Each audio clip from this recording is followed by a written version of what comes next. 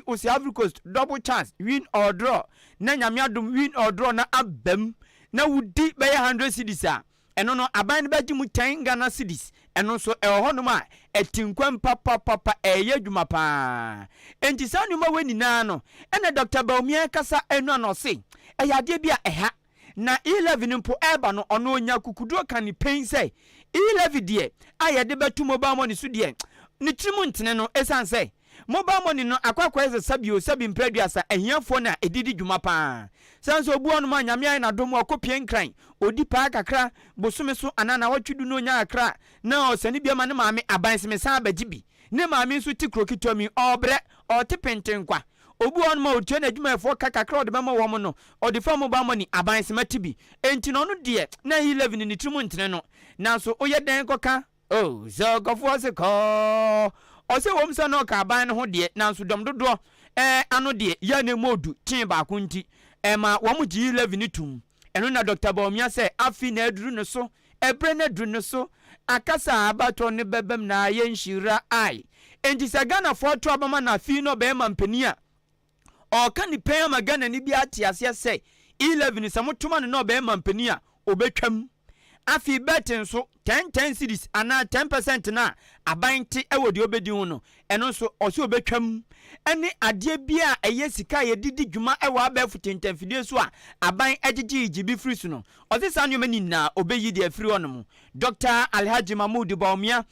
to an nsem so ene ochechem dokodoko se nani abrepa se mo kenso nya agurudie na saade we motuma ne na ye adwuma ana motuma no be mampani a ene January bosumi na mu ewa fimpinu ne adununum 2025 na wam efase didwuma. The new policies that I am proposing to implement in 2025 will give us the fiscal space to eliminate some taxes, such as the proposed VAT on electricity, if they are still on the books, the emissions tax, and the betting tax, without compromising our fiscal deficit. ECD is designed to work online and offline and will be launched by the Bank of Ghana in due course. Ladies and gentlemen, to move towards a cashless economy, however, we have to encourage the population to use electronic channels of payment. To accomplish this, under my administration, there will be no taxes on digital payments. The E11 will therefore be abolished. We Dr. Alhaji Mahmoud Baumia enu achi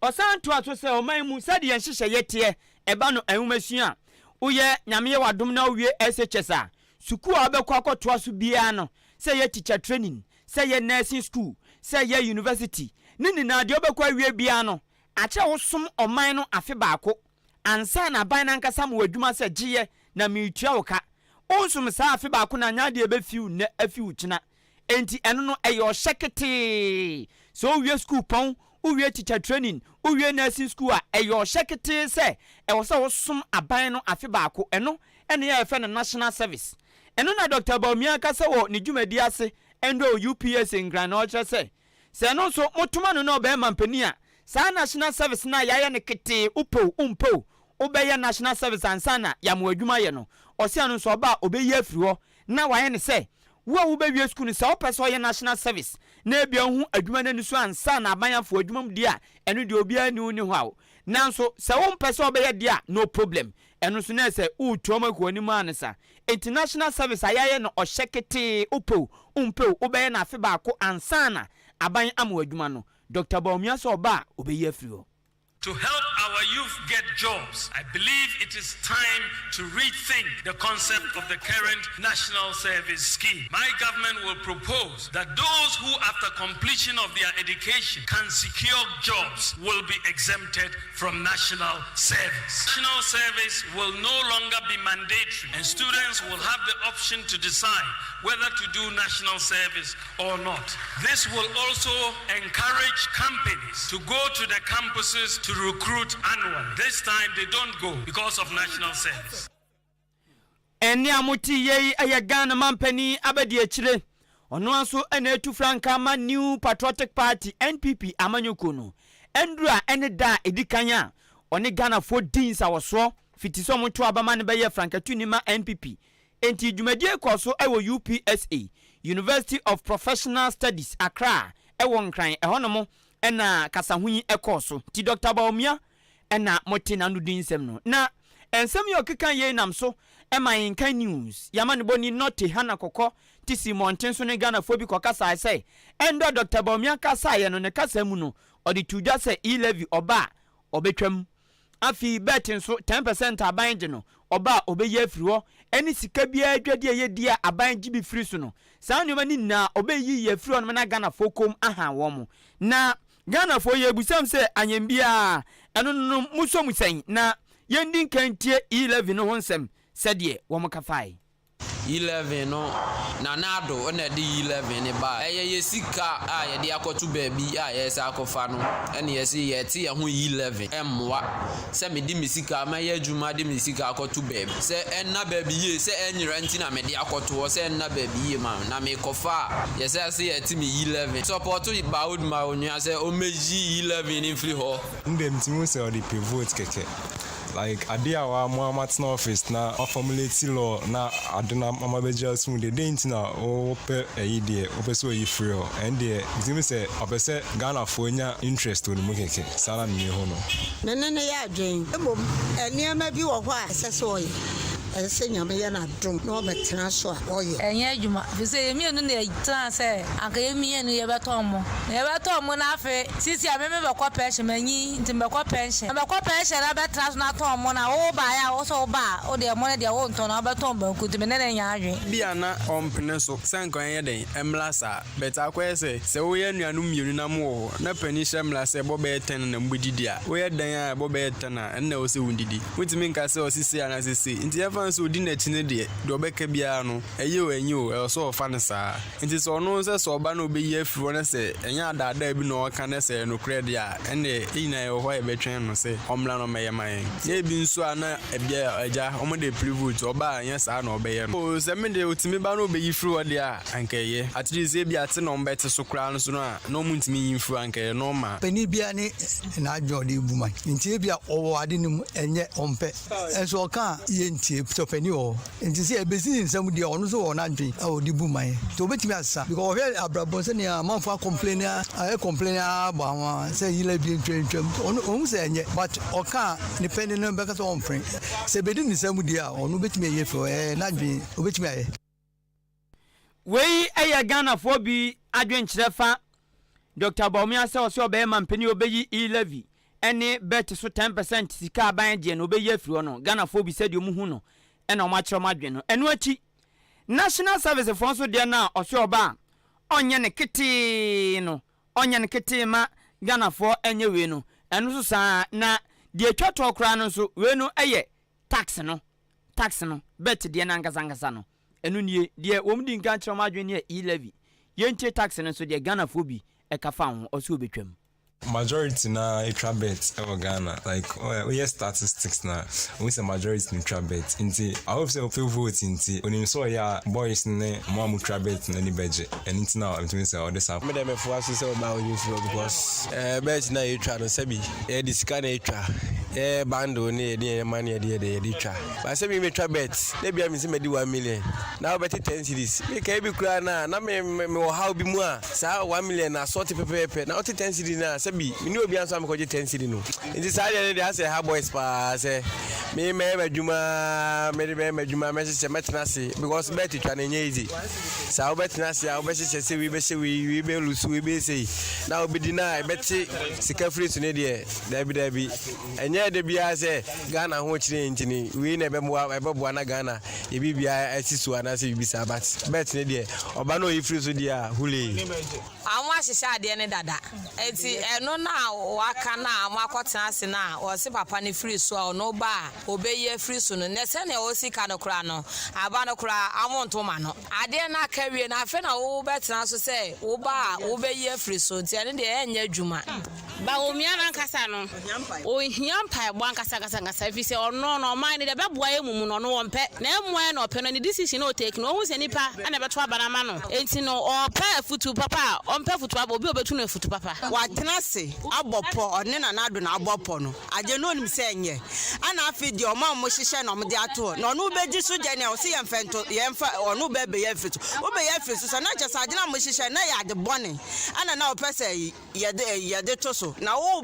wedu wa ban so je ne de wo bebe yemfito na chesa adwen no fine omo hihye na nkasa nya papa enti so obepa dwuma magana fo mabu no ma ye ompem omo no just I the tax ye duwe so no edu we so ja we de enye oni papa ne te so ja de ye ntini emfento so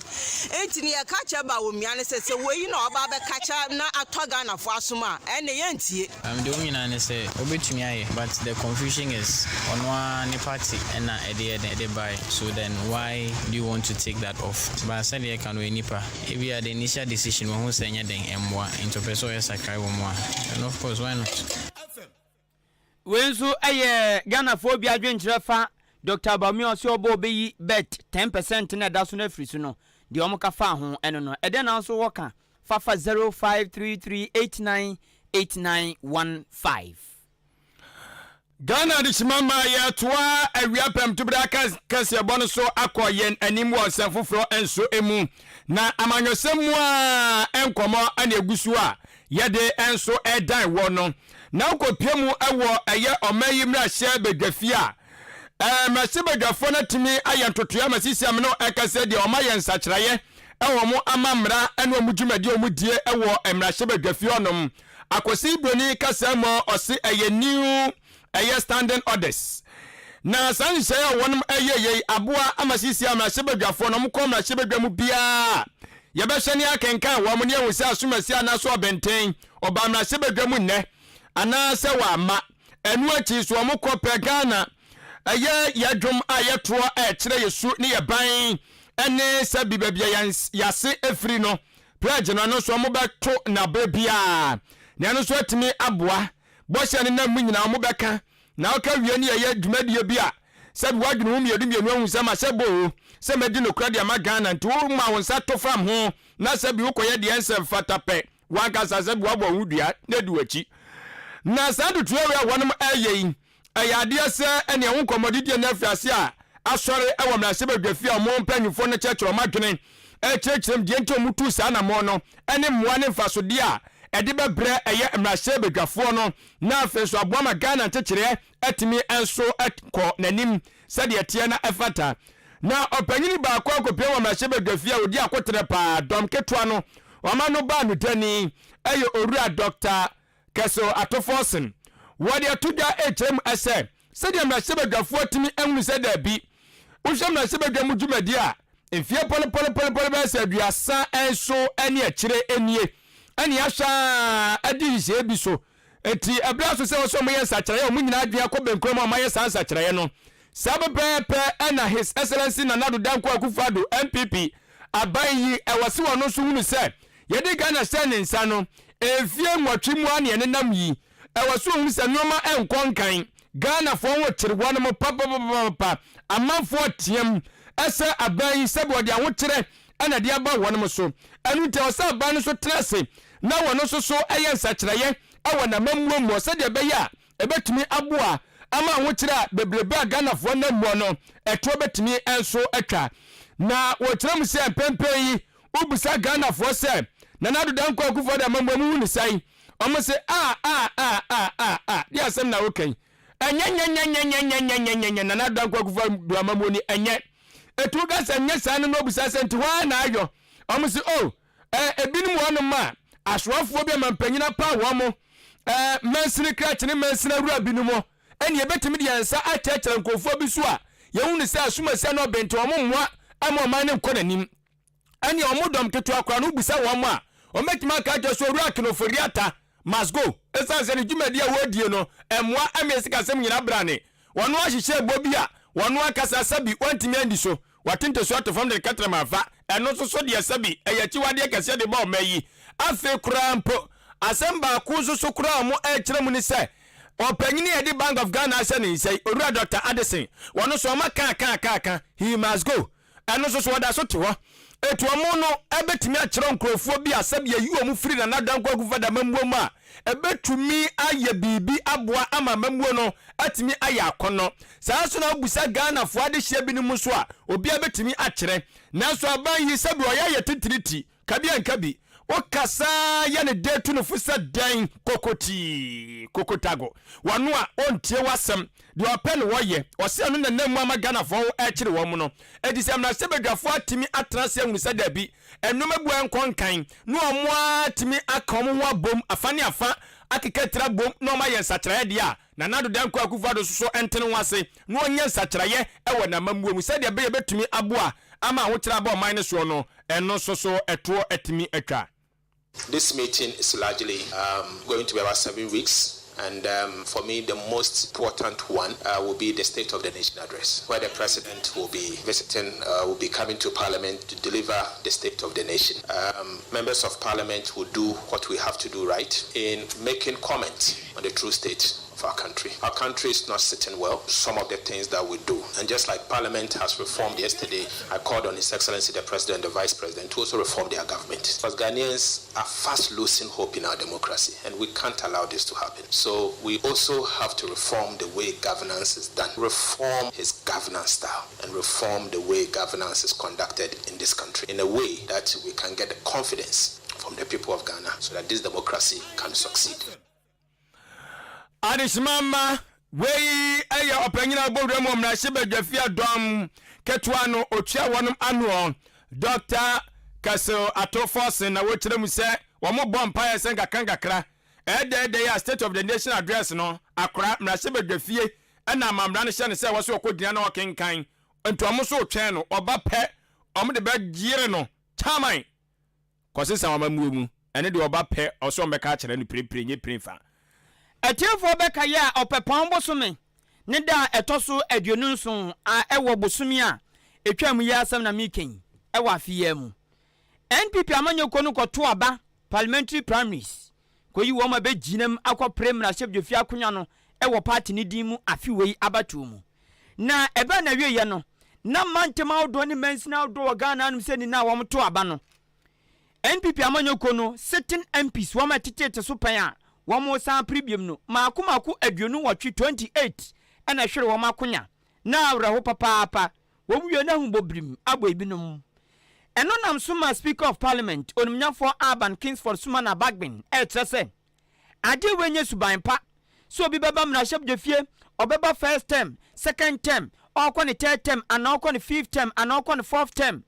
na onya nimdia dodo na owo mna hyebdefie a oboa makabam kabi ne chichire ni na mamuo ekoso no yes yakoto abetia no Speaker of Parliament trese MPs na wom na hyebdefie a wom atena mna hyebdefie ache a wom anya nimdie e wom na hyebdefie adwumadie ho ene oman chichire ne oman kasa ho no se yakoto aba ne atutia wom a nyamianim ni kranie ewiase ni na ade ba kwa ye ha ne pa ene sa ade no so obi anya nimdie e wom na hyebdefie adwumadie mu yes yakoto aba yato atia no ene obati obi oso anyi yonko na obi mra oh watena so awnya hwe ko na obi mra sa Speaker of Parliament trese emwa baako sei si etoko so be sa ade no ane ebedan suban bi sa adi so bia wo mna hyebdefie ache na asema ye kan se wa chentonko no bi mra ai akonya baako de ongo ntumi ntina so sa wa ya adwuma ye hu de otumi ye biem ensansan bebre no magina so ato abetia no o se anya ade a eboa Ghana kabam kabi amamuo Speaker of Parliament onumnyafo Akan Kingsford Bagbin o chese nano aba omoto yenso prime minister omoto ye ya nano bosumi atwam ya womsa to biem no eno nso NDC fo nso kokoto omde yi enipa makomaku dunson 17 ena na eteso se MPs a yetu omo a meken emna hyebdefie adwumadie si afiwe ya womutumi nkom na hyebdefie biem sanse yetutia wo mo nini na no osi ehu papa ema Ghana kabam kebi amamu no ne saso nti obesra papa se nkebe ya so obi che ewo mna hyebdefie a ma ye ntu no ye mani pane ntena won che kakra se de bia obabua ma nimdie wanya ewo amamu mu nimdie wanya ewo mna hyebdefie nimdie wanya ewo Ghana bibia ho ewo mna hyebdefie no obetimi dia aboa ma kabam kebi no adimu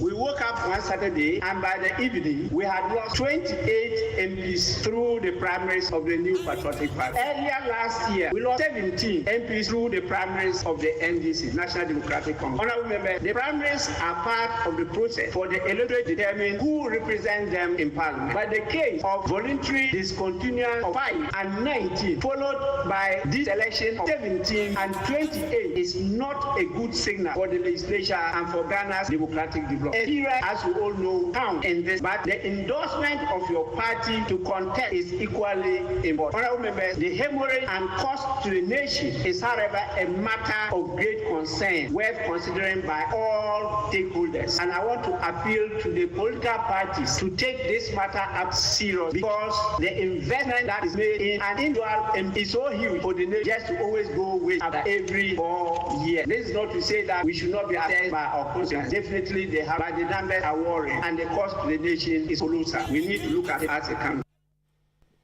I was here, Shepa. We,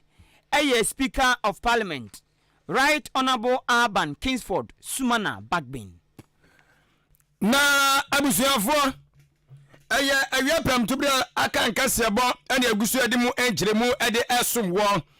our number 1 Akan radio station Ahenkan 93.3 FM so na yakuya ni mwansamfu fremu na yamanyasam kuro ya ana egusu a yeso yehwede mu nsam ede edan we na sebedwam wa soso ana yegina dom kase no anoba no dani ayo no nyamfo oseche mensa bonsu akora wonu kuro ya akopiem asante mantam a suame abato mpesua so wana ye omo emra sebedwani wode atodwa ekyeremu se ennyoma bi akoso ewo amanwesem no omane tikiriye emu a ha dwene pa tikiru eba no mra sebedwa no ensoso adwumadie emu a nensam kaye nyina ne se enei se o sha abato adwumadie akoso titiru pa ene de amanyofo no eye de yi wonemo amanyoko no akandifo no anya sa promise akoso yi ene wasem na walking wo chese se wo hwe sika ehwie egu pa eya na ha dwene bebre wodwene wa wonte ase na adwene nim die mu no o chese nam so ama wanhwa ebia bi edi animu no ye ba benyam na hyebedwafo bi asabio kafrache nim die edi nim die efa no eye emrasem anase emrache hye ni djubadie enwo no eno eye adwumatitru edam na hyebedwafo eso no ye nya nkrofo a motesa wase ano so bema oman no sebi kama menka bia mamuo no ebe wakoye bibia ewonom se de na speaker ekana wodin sani to janu wekere mu se dia akosi gbani kase my friend say vote buying si akwakoto abana wo ma obi sika se kogina so na fato abama me wase ya ade asisia etia to sepa ewo eyesa ebato akoso ewa amanyoko awodo enso emuo no na wase ano so ya wase mpanfo hwe no mka ho asem opanyi to ne kase so no wase dia emmobo pa wo mu ene se obi twiniti se wakopre eye dibre ewo amanyoko ni mu anase ebia mna hyebedwafie no akunya ato ewo amanyoko ni mu nti wakopre bia eni obekọ no na amanyoko na kasa mpanyufo ebia constituency chairman wase matezi aso be pribi wase an wase ani chairman asase bia mpesa metowo ma akire ha o onya wad na nkotwa nkama me utwa ma me dia eni eyi no forms de ba pe meyu de ato eno aso wa hye mecho no aba beje na mmom se wankwa nkwato ama me se forms me mensa ne ba beka eni obeba ni atopa to office mu ubechina pe chairman ubechina pe secretary ubechina pe election committee fo na huhuom ebi kura busase wonom epeka ka lorry anasa shan ansa no mamu akwanya amu aba be fa form sinibi ni wanya kwan mpo apre eyetumi ni bi wasi wenyina ye suban ane niye bi asabi ekoso ewa amanyokwa wodo no enso emutitru MPP ni NDC na wasi ano ayade ba kwa sabi da cha kwa mabia no ede ha kese ede bebra my konko Ghana ni sayo suntino wode ade sade de ato eya amanyokwo empanyufo wodo mu samu amuwo mpesu yasuo samu amuwo mantam ni mo samu amuwo eye oman ni nyina mutua amanyokwo nanuo wachese so obiyi na kuma mu se opese wo som oman na yemma na kwanya na omesom oman no ewo sebe no kwari mu ani akoma pa mu na mmom se yadi koye ni sikasem tua sika tua we a wotwetwe wie na afro benya tumi na wono so de presa de wo hwere ye no ne nsa esa beka ansampo na dwumadi ade ama no no wahwe ne wadi so wo se no so enkyere oman enkyekere ye is translated into cash in an envelope. If you do that and a person gets elected, he or she is fortunate for his party to win. He or she is fortunate to meet a minister or deputy minister. What happens? He will make the amounts that he has lost. I mean, we are all human. Some borrow from the banks to do that. Some mortgage their houses to do that. So if he wins, what do you think will happen? He needs his house back, pay back. So we put him in a responsible position. Let's not pretend that we don't know what is happening. Let's be very candid with ourselves and confront this so that going forward, it will be a thing of the past. Because what we are seeing today, I cannot imagine what will happen 2-3 elections from now. I'm talking about the primaries. There are people coming to you to tell you that Kotoka Amayansani Atuabao, especially the leadership of the parties. Kotoka Amayansana and Makwan Krase come and contest. Even land is going to be very dangerous. We should be real. My own proposition is that the parties should introspect and perhaps get this thing out, scrap this thing. Adishmama eni awuti yei eye mrashebe dwani di madishi omo swame abato empesu aso nukro ya mrashebe dwafie dom tetete no wone na tua wonom anuo ebiem ono sanso ye oso afo hwem na shebe dwafie dwumadie ene ntotoye eso no nyafo se chemensa bosu na ninsam kaye no odi bi etoso ebiem a wei aya retechire ensam a wode ema ne nuanom a mo mrashebe dwafie a yekoto eye promise ne ewie ye omadi ntwo ana wasra wonom se ewomu se asese bio o man timi anya akonya ewo eyemna hyebedwa fie fofora na semna hyebedwa fofora ebeba ewo mre na fie na aka de yenimu ye na mumpempe yimna hyebedwa fie na wonom no omuda so ka ho ebi ne sa yoso ntomu fra komapam ensomsompa enkowie esanse dia wahya ase no ewose de wie akomapam na timi enso aboa yese adwumasi wo eni aketua ebi a obeye adwuma no kokwasa mle kakra akai na so no oba ade atwedi amponyankopon abotire waso de ball no onfa mma wo santi ono de wosere ni nuanom asabi omu edi ntwoni se omu fa akomapam na enei na sebedwafia wonum sisi no omu enhye no omu emwa na bibia nkoto din se de beya betumi aboa esanse enidaso esanse ho de ma omu biem ebia wadi ntwodie nanso omanyokuo nim se de woseme esom party ni ntino party no enya tumi biara wo me so mbepone kakra de ama wo nanso otimi de atoto bibi ama noma akọ eye enkan.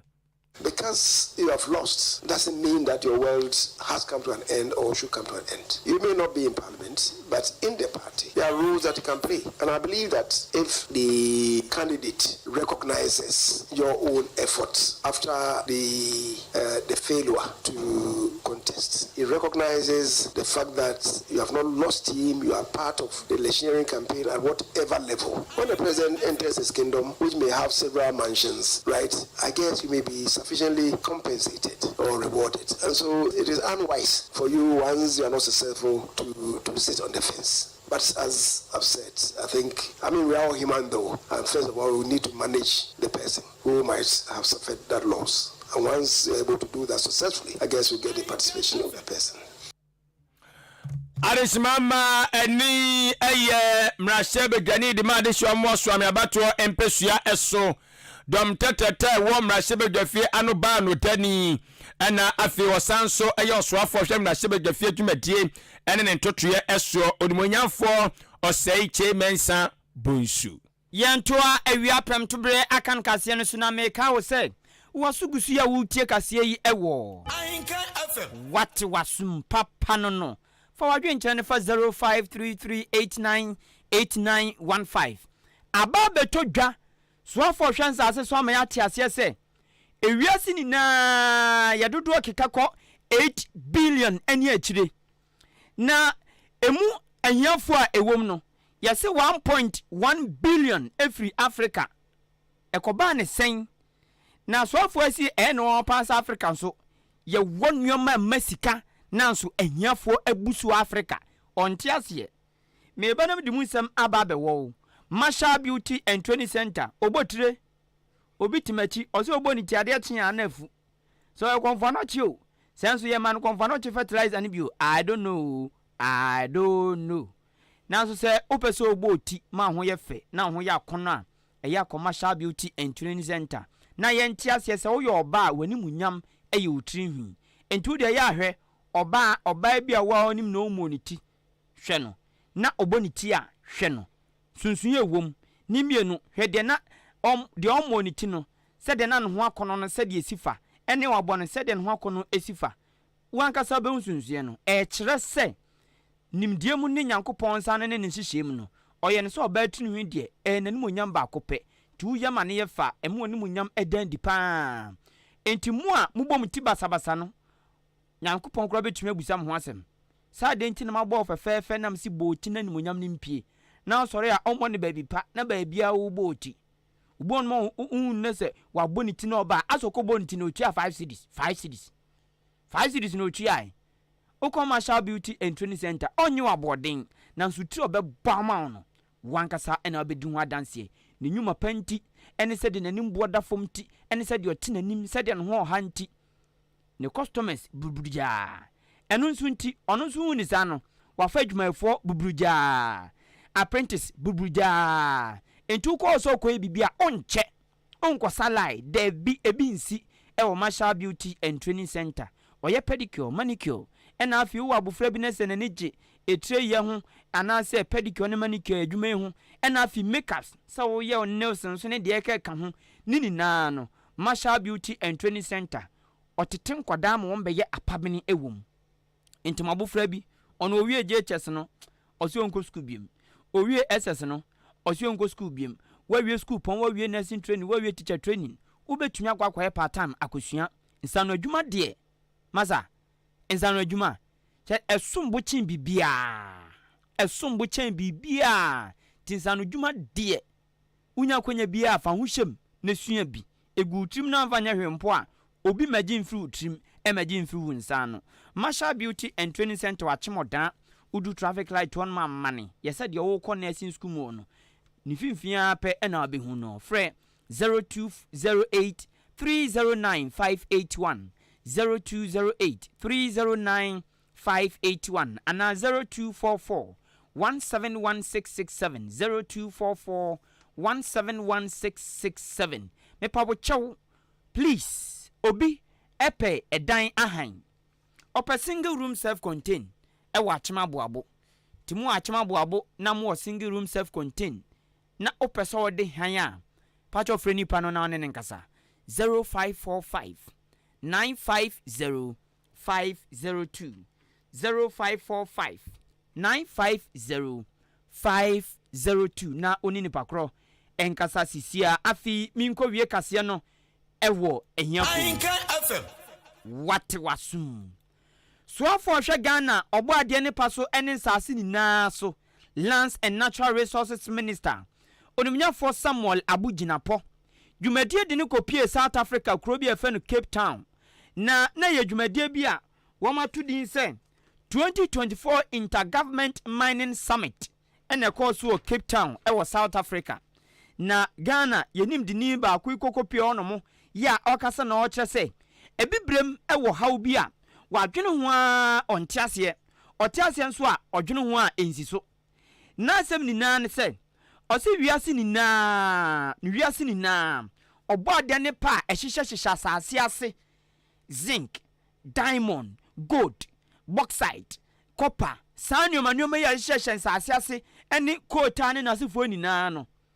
ewiase ni na African kwa kutamu 30%. Na so ontiase de tientia ewiase enyafo ni na no emu 1.1 billion every Africa ontiase de ntia na ya tisika so wa Africa na so hiafo abusu e wa Africa odwene ho ontiase ne saso nti panyin e de adesrede eno totosre eto Africa mpenifo anim wa abro mu di dwumadie wa South Africa say wo mu hwe so mba toto nuama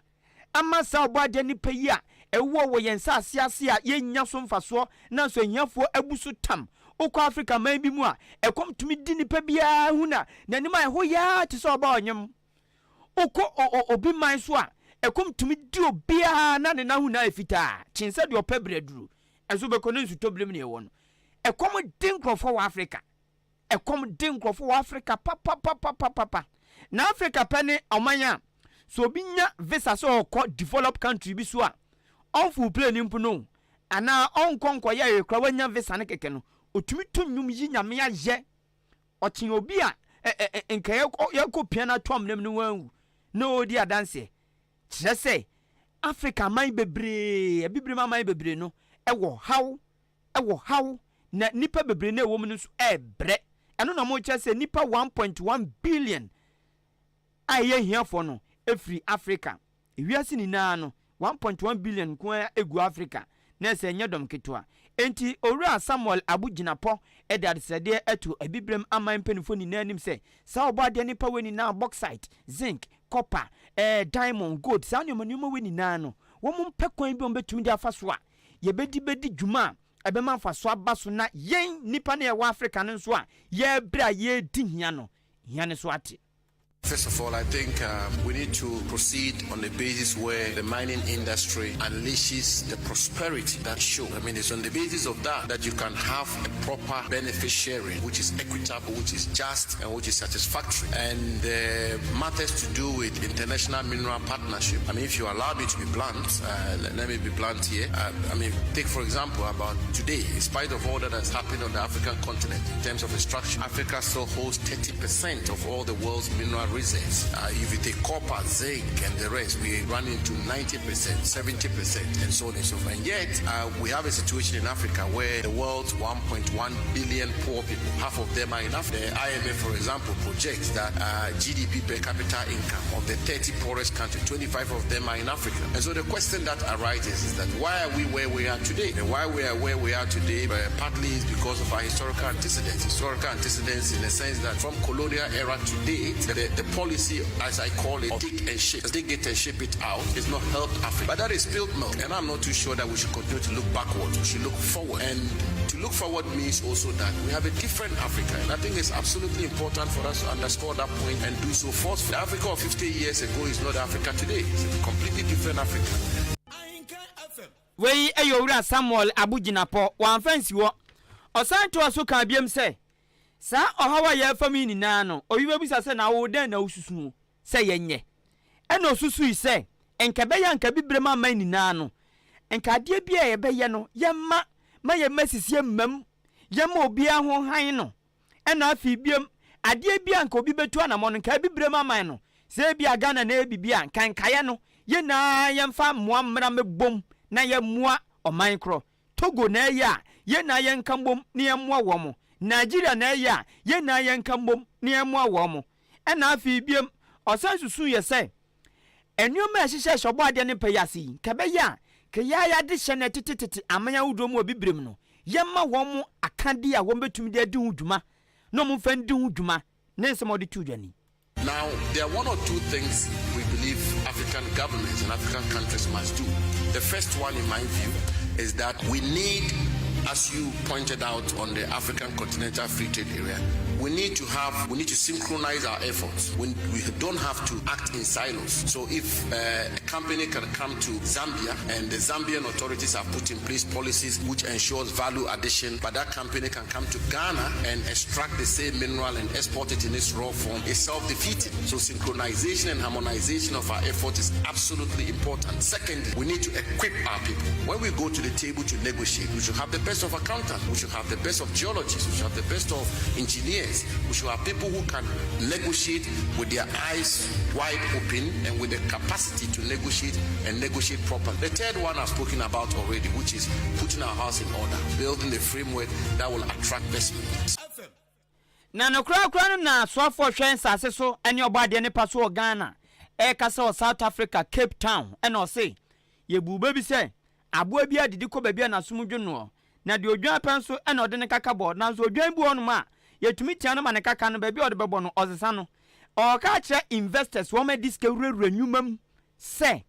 mo pe ba bia asomdwe wo na masum badwum mo benya mo fa hodie ayem adwuma na sika mo de wura adwuma ni mu no mo be sen nyamfa so afrim na nipa na ye se adwuma no so anyamfa so a eno a ne Ghana eno nti investors a na wo ma hye o Cape Town e wo South Africa no o ka che wo mu ni na se ye na ne e pra ba bibrem nanso Ghana de edemu fuanti amomra.